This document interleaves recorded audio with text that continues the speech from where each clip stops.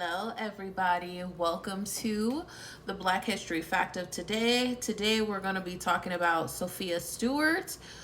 Do you guys know about Sophia Stewart? She was the creator of The Matrix and The Terminator, but for years, unfortunately, Hollywood blackballed her, prevented her from speaking on the matter. She has done some interviews here and there relating to the matter. There is a YouTube interview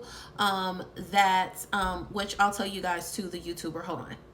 Okay, the YouTube interview is on YouTube. It's by Hype Plus, and it's titled "Creator of the Matrix Sophia Stewart Reveals How Hollywood Stole from Her." So it is a really interesting story. I love The Matrix. That's one of my favorite movies. Just the concept, the meaning behind it, and how it has biblical ties. And it really is talking about biblical events and was projecting, actually being very prolific on what is to happen in the future.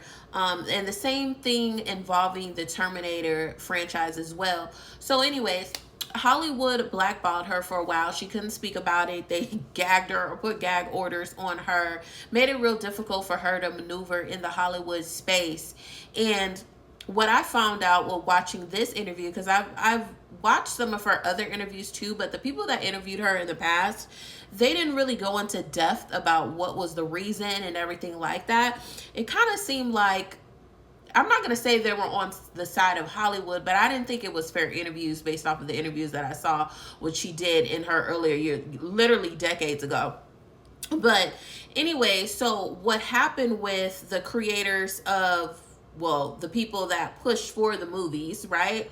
For The Matrix and Terminator, they had a licensing deal. They licensed her stories, her books, because they're books that she wrote. And they did not fulfill or pay the licensing fee to distribute those movies that we enjoy today. So there was always back and forth. She did go to court for them, but ultimately Hollywood was silencing her. But I thought it's really important to highlight this because this has happened from the beginning of time, since Black innovators and people that contribute, Black African American women and men and children contributed to society, and their ideas were stolen or they weren't compensated to the magnitude of which they should have been compensated, or not compensated at all, and or discredited, but then later on someone else takes credit for their creation or is the face of their creation instead of them because of times. And I'm just going to be honest, racism and prejudice and access and affluence.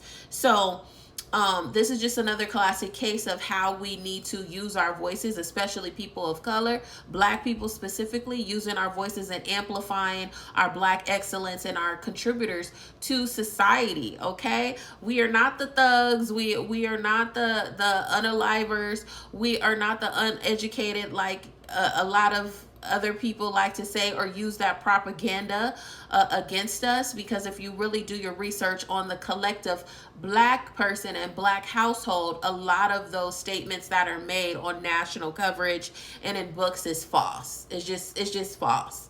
But yeah, shout out to her. Make sure you guys support any of her projects, past or present. But I just wanted to highlight this beautiful Black woman that is so prolific. When you listen to her interviews and you listen to how she came to be and how intelligent she was, and how she essentially elevated like her mind and stuff, and she was in college at a young age. Like it's just a very beautiful story and very fascinating, and it really encouraged me to learn more about her. So I hope I sparked something for you guys too. So yeah, there's your fact.